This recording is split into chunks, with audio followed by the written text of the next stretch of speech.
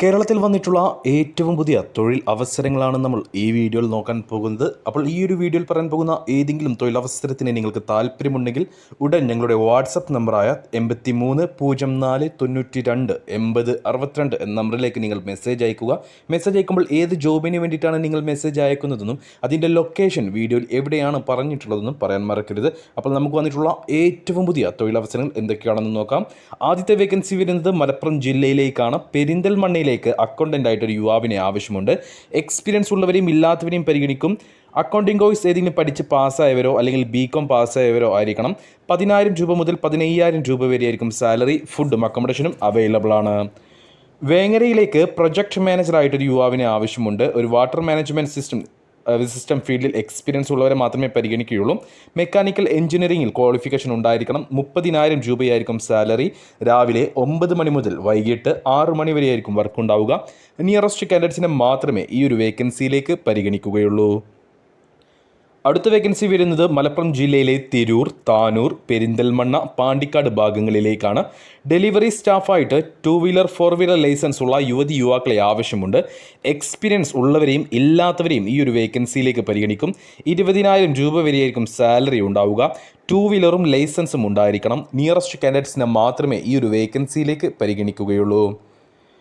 അടുത്ത വേക്കൻസി വരുന്നത് പെരിന്തൽമണ്ണയിലേക്കാണ്. പെരിന്തൽമണ്ണയിലേക്ക് അക്കൗണ്ടൻ്റായിട്ട് യുവാവിനെ ആവശ്യമുണ്ട്.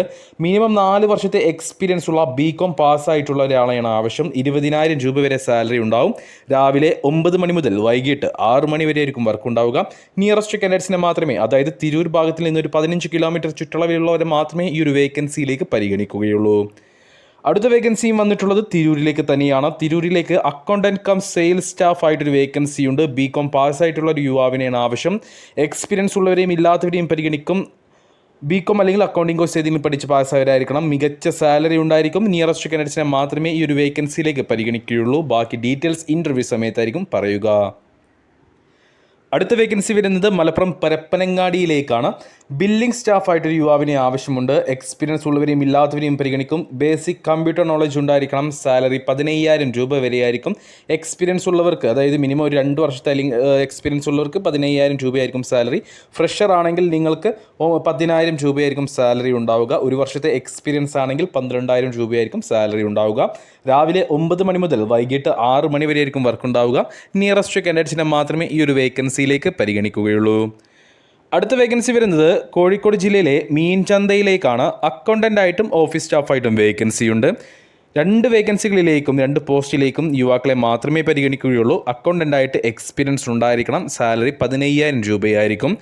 ഓഫീസ് സ്റ്റാഫായിട്ട് എക്സ്പീരിയൻസ് ഉള്ളവരെയും ഇല്ലാത്തവരെയും പരിഗണിക്കും. 2 വീലർ ലൈസൻസ് ഉണ്ടാവണം.